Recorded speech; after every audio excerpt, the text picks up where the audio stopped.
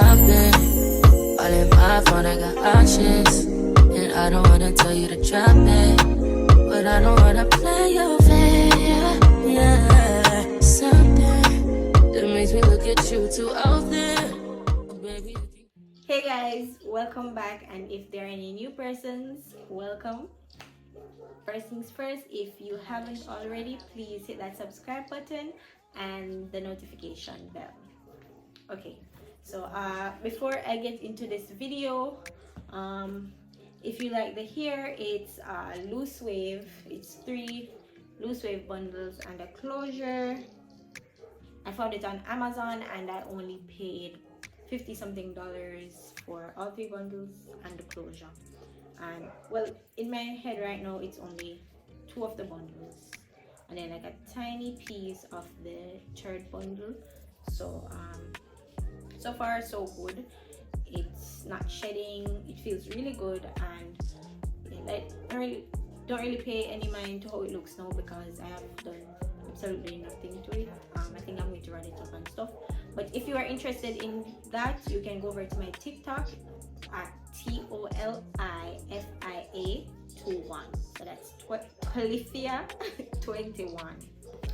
Yeah, so let's get into the video. So I was inspired to do this video because if you guys watched my previous videos of the trip I recently took to Punta Cana, and there were just certain stuff that I wish I did or I was glad I did. So I decided to make a video for anyone who is interested in going there or overall plan to take any trip.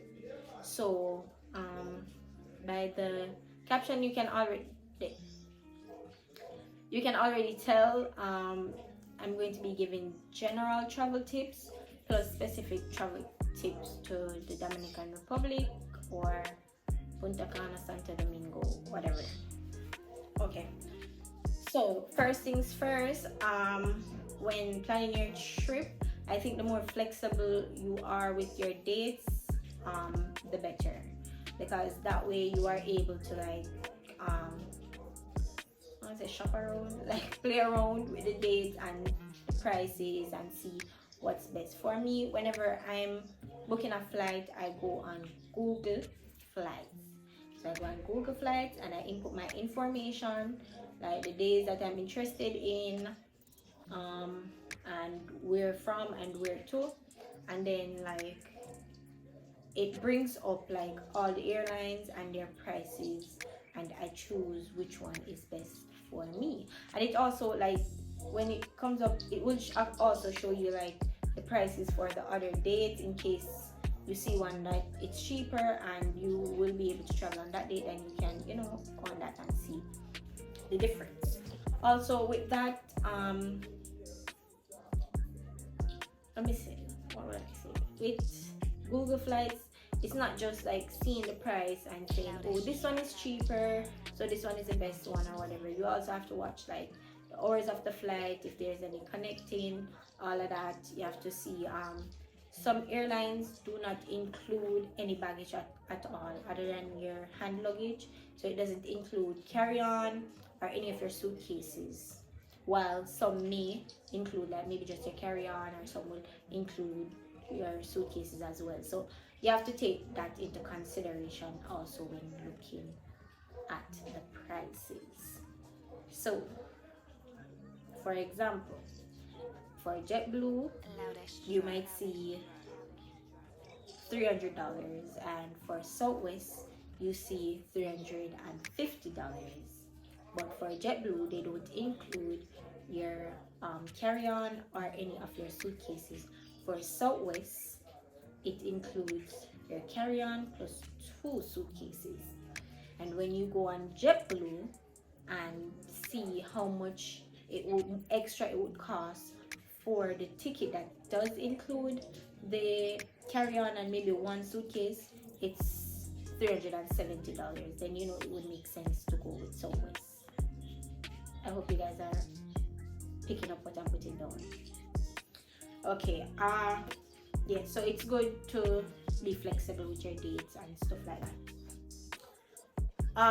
For whenever you're traveling to a country, it's also important to take into consideration their restrictions and requirements.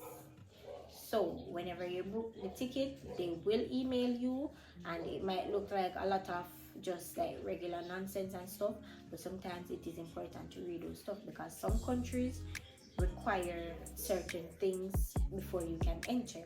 For example, for the Dominican Republic, you must get an e-ticket.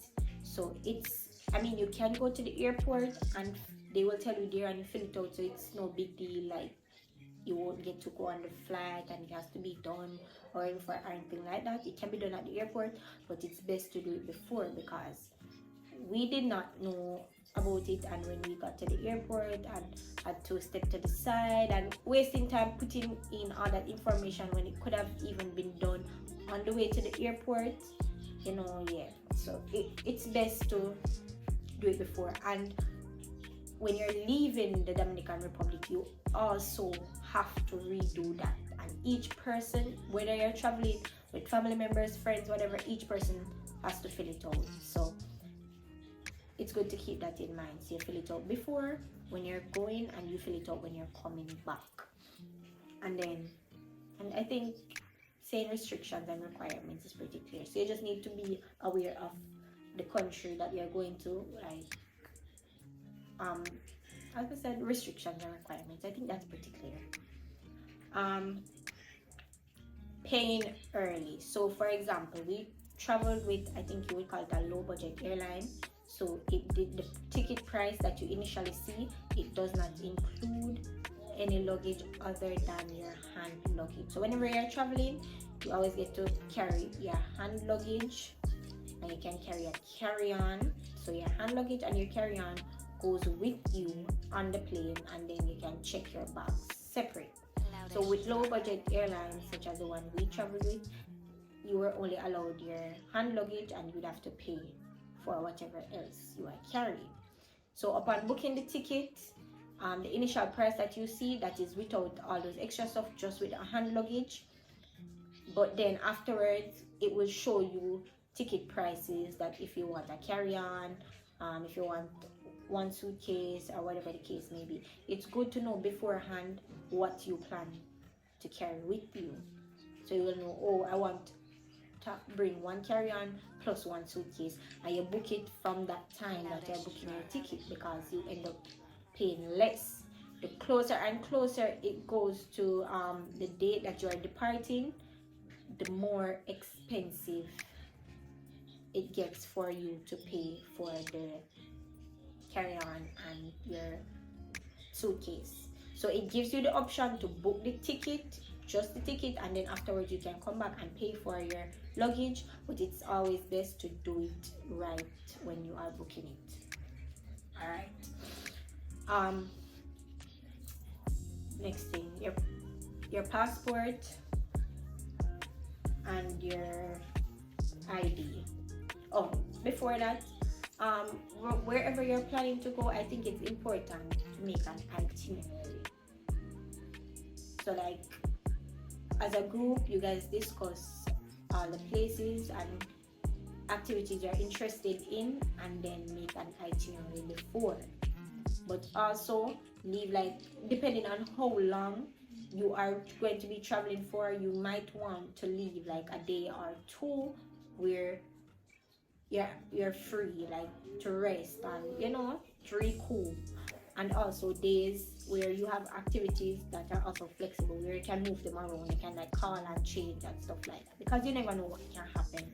Yeah, so for example, say on an island, and like places like that, they will tell you the prices on the site, and you can do a rough thing where you write down, okay, say on an island cost this, imagine nightclub cost this, and just kind of do a little rough thing. And we have to also take into consideration food and those stuff, like on the outings, just can go to everywhere you go, food going to be included, just do a look at a rough thing, or even tell yourself so different from what you're going to pay to access these places and stuff. Like, say for example, say, oh, I'm going to budget to spend only $30 a day, $40 a day, and stick with your budget you stick with your budget. If you know, if you're not stick with it, you're gonna come back and in a problem. Stick with your budget. Okay. So yes, and for example, so if you are the person that they might say you're good at planning and making the itinerary, don't just go ahead and like let them tell you all the places they're interested in, and you just make the itinerary and that's it. It's important to go over the itinerary before it's finalized with each person that you're traveling with, because even though at the time they might say you're good at this and you know you can go ahead and do it, afterwards when you're there and you might say, oh, today we're doing this, someone might feel like, oh, you know, I think it's best if we do this that time, and you know, so it's best to go over it with everyone and you guys come to an agreement, instead of when you're actually in the situation or wherever you are planning to travel to, when you're there, then that's the time changes are going to be made. You know, I mean, changes can be made, but it's best if it's like, you know, minimize. Like it's not just, oh, every day you have to switch around stuff and whatever. But like if something happens to come up while you're there, then fine, they can switch it around. But I think it's best to go over your itinerary with everybody in the group, your travel group or whatever.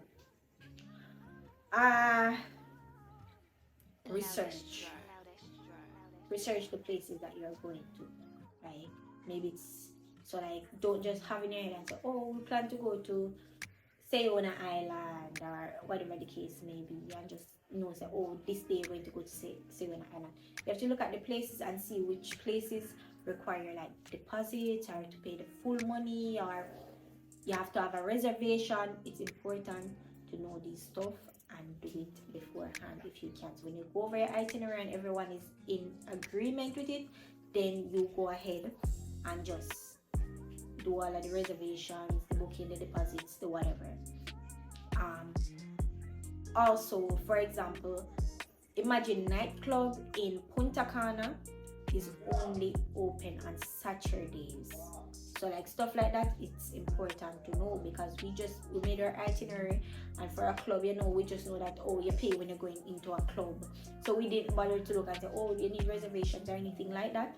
But upon being in Punta Cana, we realized that Imagine nightclub is only open on Saturdays. So it's a good thing we're actually like just looking at it to see what time it was open, and we realized that it's just Saturdays or whatever. So stuff like that is important to know. So just research the places that you plan on visiting. Budgeting, that is also important. Like I think, okay, so yes, so I think it's important to note certain things, because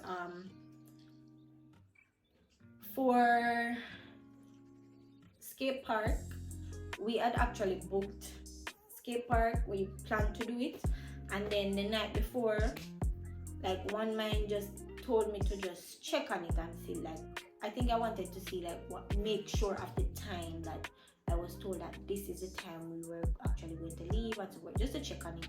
And it's a good thing that I did, because upon checking, we realized that they canceled our reservation, and we didn't even know. I think he didn't get any, I don't remember if he got an email stating that or what, but when I checked or it was actually the email I checked and saw that it was cancelled. And then we actually called and tried to see, you know, find out what was going on. But then after all the going around, we just decided that, you know, all that fuss to go there, it's not worth it. So we decided in not even bothering with that. But you know, in case that's something you're interested in, just overall, like just if you have reservations for certain places or anything like that, just check on them like maybe a day or two before, because like skate park, I think it is mandatory. I think you have to book it at least 24 hours in advance, if not more, because you know, I guess they probably would have to like make sure this amount of persons for the day, and then like especially persons that require pickup and stuff like that. So like whenever you make your reservations, if you plan to go somewhere, just try to do it at least 48 hours in advance, and then check on those reservations as well. Yeah, I think that's very important. Because, and another thing to note with dinner in the sky, we plan to do dinner in the sky, but like when we were trying to book it, it was asking for PayPal, right? So I'm thinking that that can't be the only option. But I continued to fill out whatever, and I was waiting on the end to see where to input card information. There was nowhere there to put in a card information. So I was kind of puzzled, but it allowed me to do the reservation still. So we did it, and then the person emailed and was saying that they're waiting on the money to confirm the reservation and stuff. So I was emailing the person and told that we were trying to pay with card, and I don't see anywhere on there to pay with card. And then they were letting me know that they would have to send me a link for me to click the link and then pay through the link. And for each reservation that I made, because we're doing 2 separate reservations, yes, so for each reservation it's a separate link. And then by the time, again, really just frustrated and just never bother with it, because we just say, it never worked, all the hassle and the fuss for just go spend no money and stuff. So we just opt out of it. But we I guess me and the persons that I travel with not really fussy and never have it never come and we have to do this, we have to do that, whatever.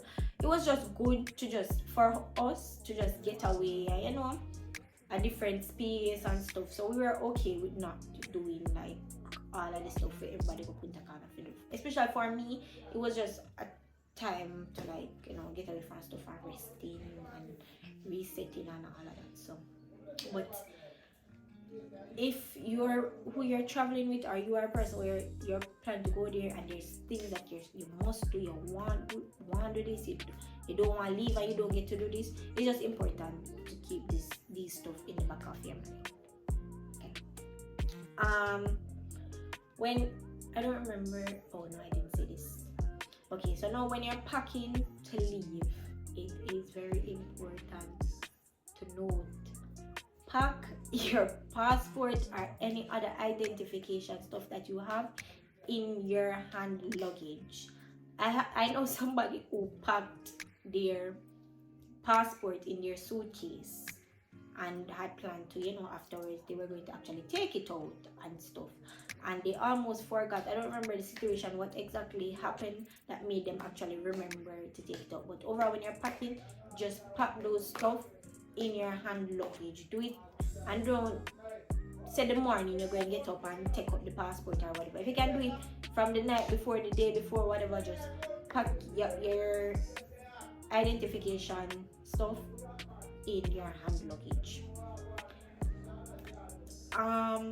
They allow you to carry, I think, like 3.4, 3.5, something like that, of ounces of liquid through TSA. But I always just recommend people like, just don't pack any liquids in your carry-on or your hand luggage. Pack them in your suitcase, unless it is a case where, for example, like me, I like when my hands are moist, but I don't like when my hands feel dry. So I might want to carry like a lotion in my hand luggage or my carry-on. So you get travel size stuff, and whatever amount of liquid you're going, and yes, them count lotion and those stuff as liquid. So you might want to keep that in the back of your mind. I mean, anyone that has traveled already or is a regular traveler knows these stuff. But in case you have never traveled before, or you maybe traveled only once and these stuff aren't really fresh in your brain, it's important to know that it's best to pack liquids in your suitcase and not your hand luggage or your carry-on. Okay. Also, dress comfortably when you are going to the airport. I mean, I can't really tell anybody, like, if you want to dress up, fine. That's you, that's just you. But I recommend dressing comfortably, because you never know what might happen.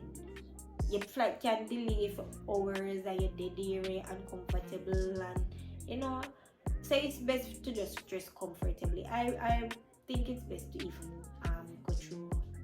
go through the airport in Crocs instead of like slippers or shoes, because when you're going through TSA, you have to take off, your shoes and stuff, and take off shoes and then have to put it on back and lace it up and all that. So I think that's too time consuming. But if you are just one shoes person and you don't mind, then that's fine. And slippers, I mean, if you can wear your socks with your slippers depending on what kind of slippers, but it's good to wear a sock.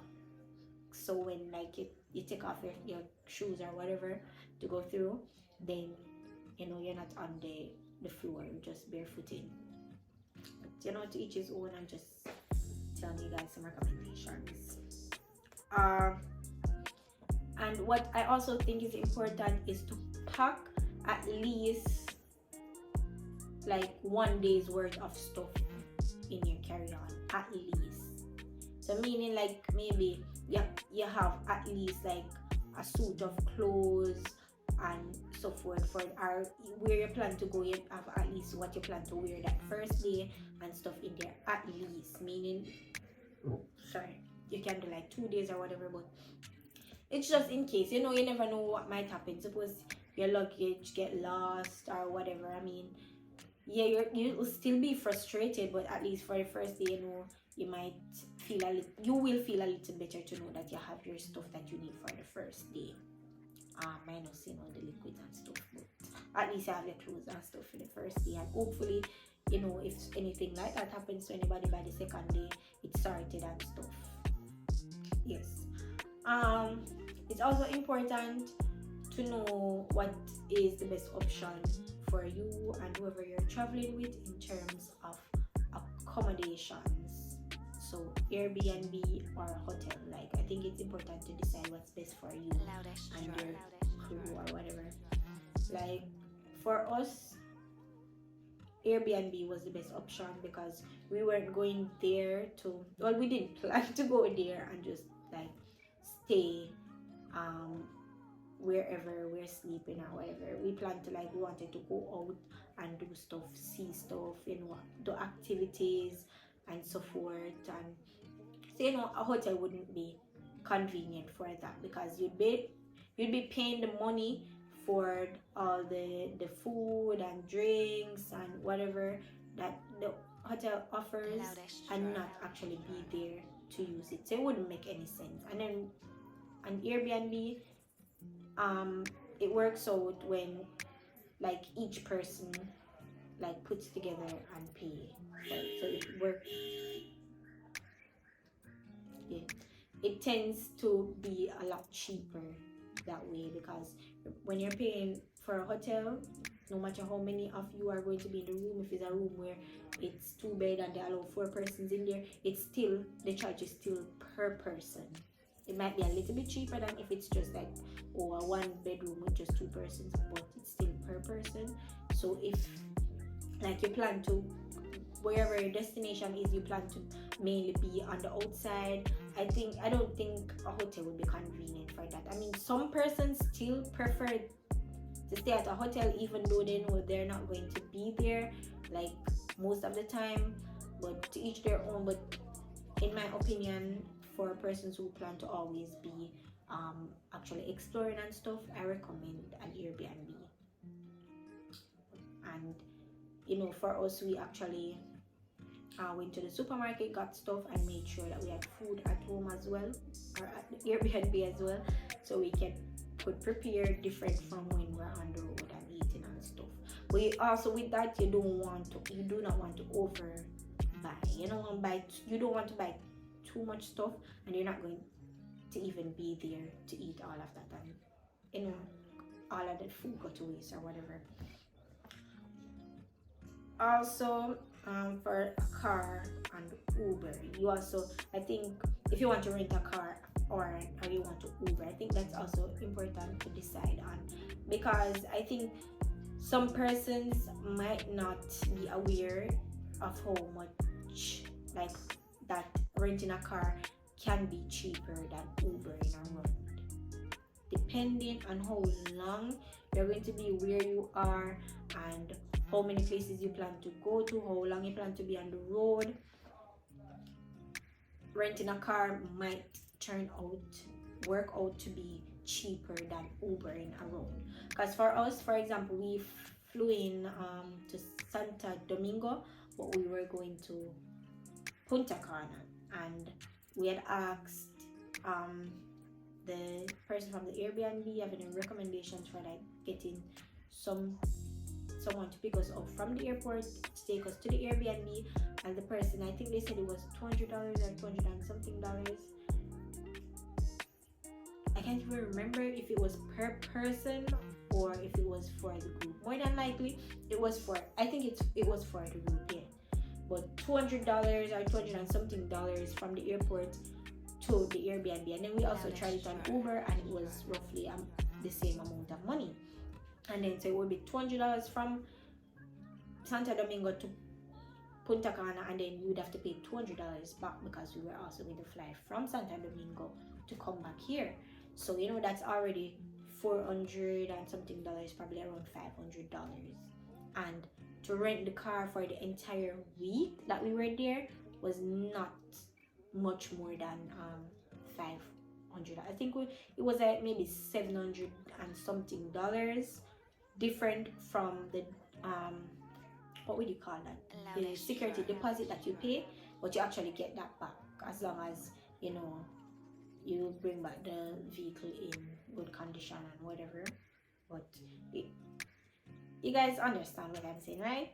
So like I think it's important to note those stuff. And then we plan to be on the road almost every day, so it would work out for us. It worked out best for us to rent the car, but that might not be the case for everyone. Because for example, you're flying into Punta Cana and you plan to fly from Punta Cana, that's where you're staying your entire trip, and you don't plan to go much place, you plan to only go 3 places, then Uber around. But I think it's important to like note stuff like that. Some people, I think they're not aware how much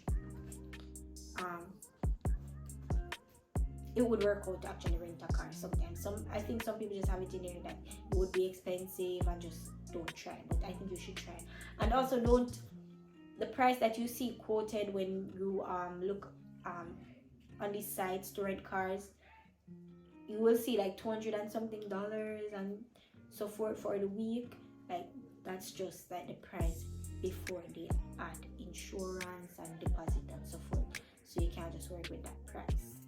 Okay, but whenever you fly into the airport, the car rental companies have desks that are right there. So even if beforehand you had planned to Uber and then you fly into the airport, you can just go to the desk, talk to somebody and see, you know, what they can work out for you.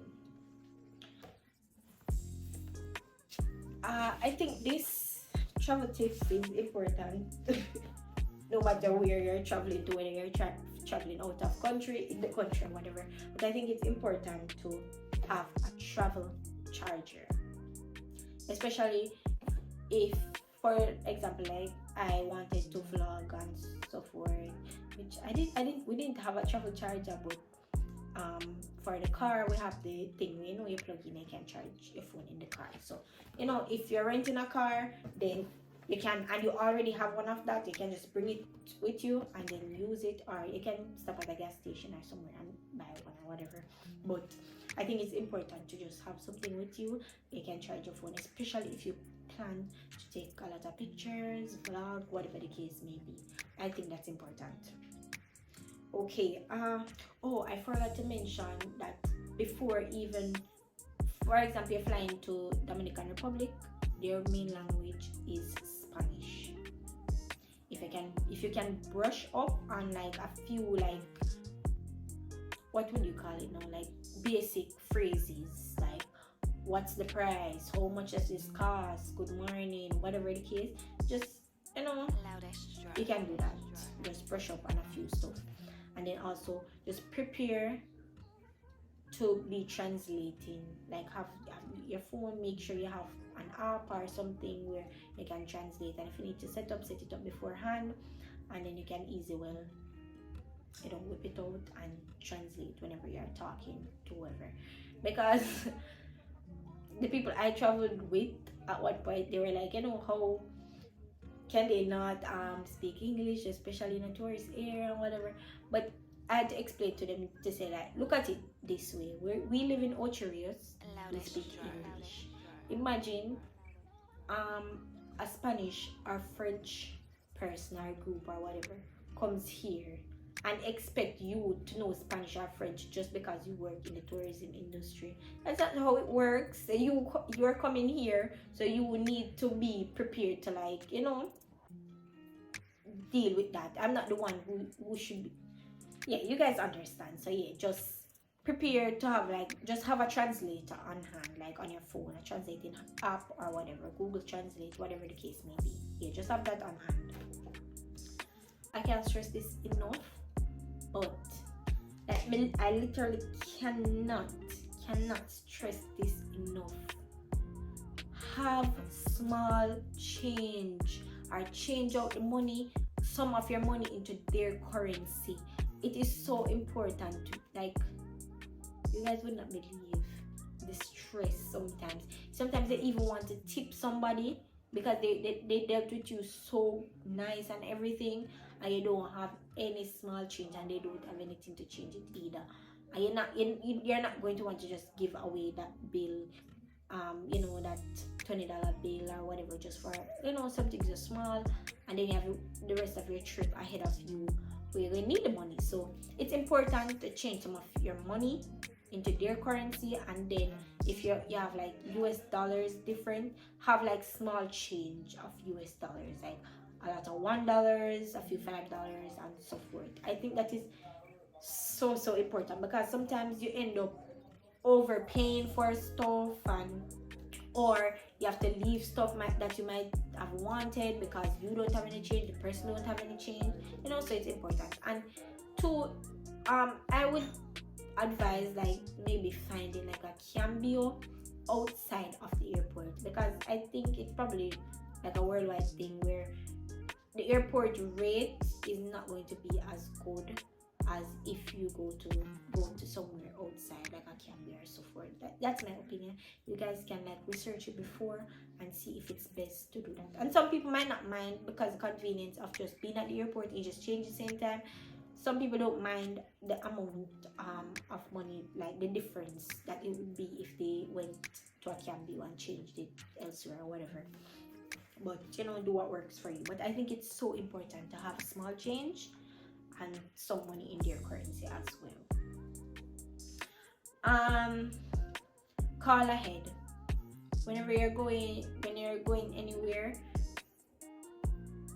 If it's somewhere that doesn't need like reservations or anything like that, try calling ahead. Because, for example, the first day we went to Pearl Beach Club. When we went there, they were closed to the public because they were having a private event, even though on Google it just said that they were open. So if you can, call ahead and just, you know, have your translator, because even some of these places you call them and they have no one there that speaks English. You also would have to have your phone translating as well. So you're on the phone and you're going to have to use another phone and translate and make sure it's every translating app supposed to have the option of speaking still. So yeah. When we left Punta Cana and we were staying in Santo Domingo, we had like a tour guide on that last day, and I'm just saying this to say that you don't need a tour guide, okay? You can, but for certain places. So the places that he brought us to, when he brought us there, I realized that, oh, you know, these are places that we could have just researched online ourselves, come here and just pay the money. But we didn't mind having him as a tour guide, because, to be honest, even when he showed us the thing that showed us the places that he would take us to, we went and looked and we saw that we could go there without him or whatever. But we didn't mind, because he was so nice to us and he helped us find parking and stuff. So we didn't mind giving him the money to, like, you know, carrying us around. And then that way as well, it might be somebody that the persons at the places that you're going to are familiar with. He might be able to get some deals for you and so forth. And it still might not work out to be like less than if you just go there yourself, because you know you'll have to pay him. But still, it can be good to have somebody that's familiar with the area and somebody who is also knowledgeable about like the history and stuff, and can also talk to you in the meantime and just explain certain stuff. But I think you have to be careful with that, because it was just a guy that we picked up on the road, to be honest. We went in Santo Domingo to find this place to eat breakfast, and he was helping us to find the place and parking and stuff, and then he ended up showing us the thing that he has, that he brings people around and whatever. But you know, in a foreign country, you can never be too safe. Sometimes you have to be careful, because the man could have easily been somebody that was trying to set us up and robbing us or whatever. So you just have to be careful when it comes down to those stuff as well. But we didn't really have any problems with him. It was good. It was alright. And then it was somebody, you know, who was talking and joking with us. So yeah.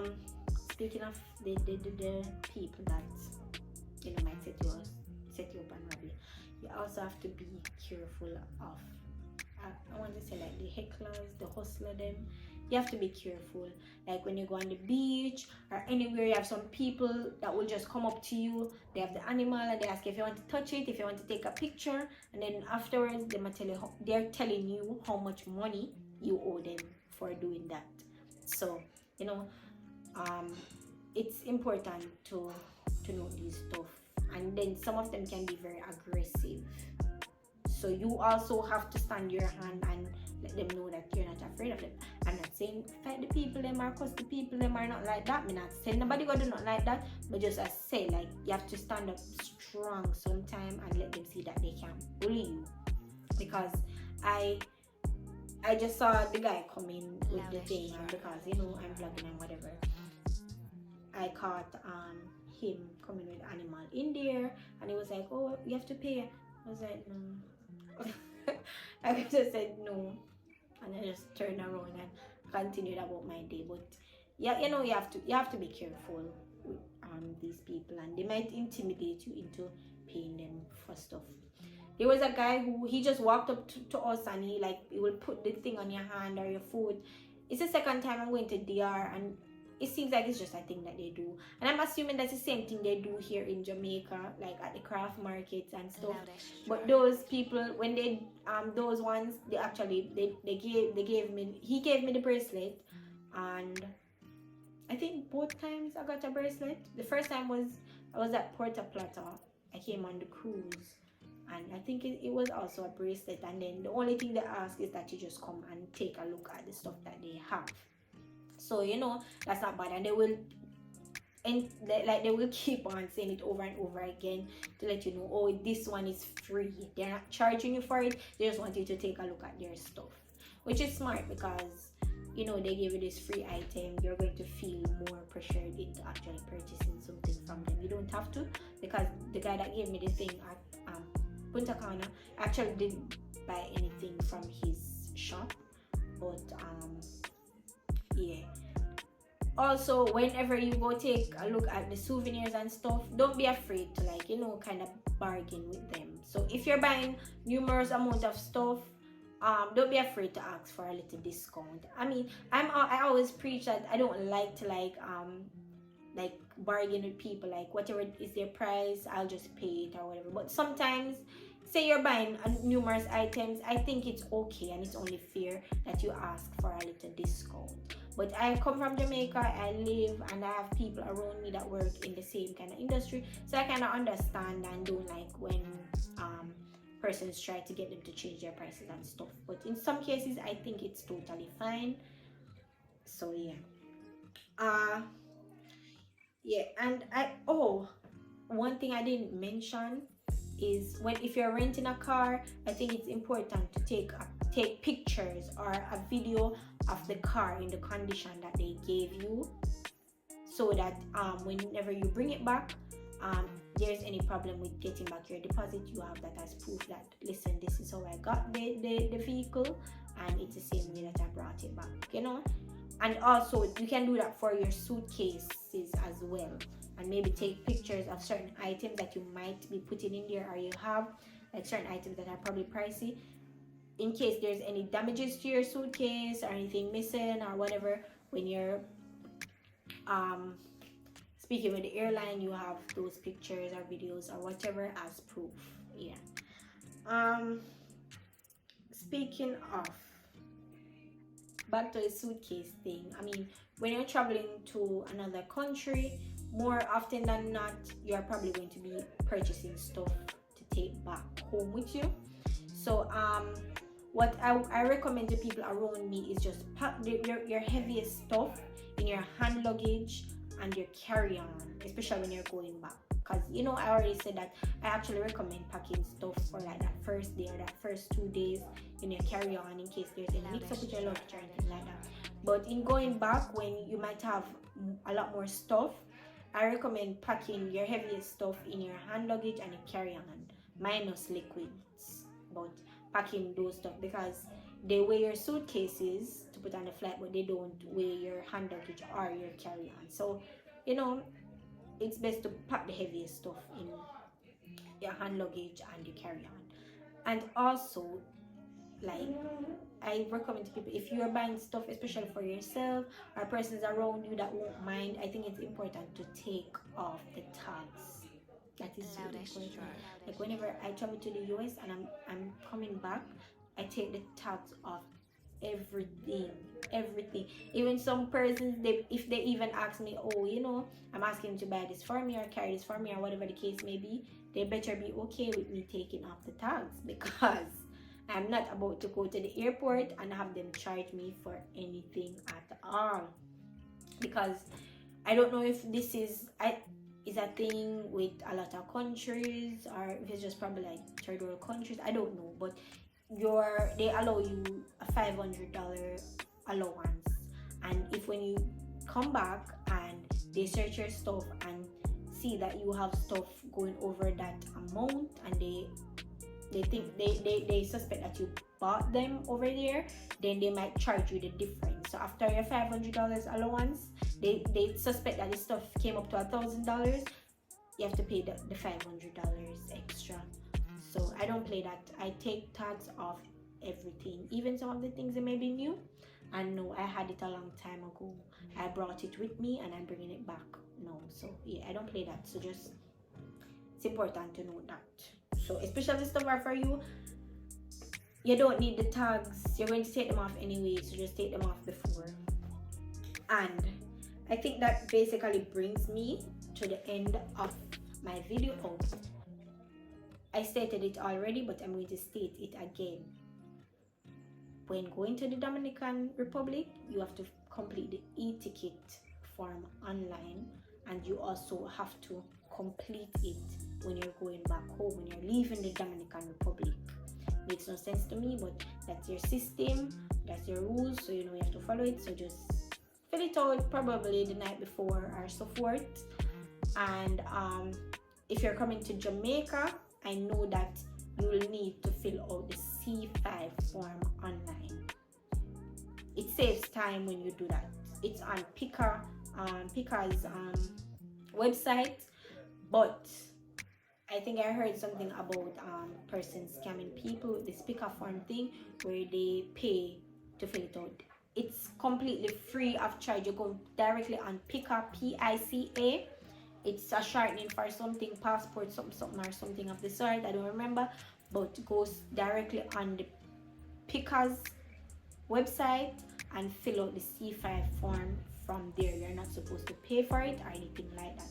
And this goes for any other country. Like, whenever you're entering or leaving, just make sure you see what is the requirements and whatever restrictions they have. I think that is very important. Okay, so that brings me to the end of this video. I hope you guys enjoyed. I hope you're well informed, and you get at least one important thing out of this video. If I plan to travel some more, God spare life, and bless my pocket and stuff. I plan to do a lot more traveling in the future, speaking it into being. So I'll have more travel tips for you guys as I go along, and specific travel tips to the specific places that I'm also going to.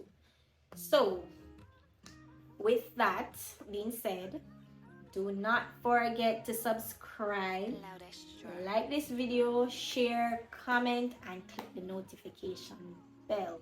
Okay, I'll see you guys in the next video.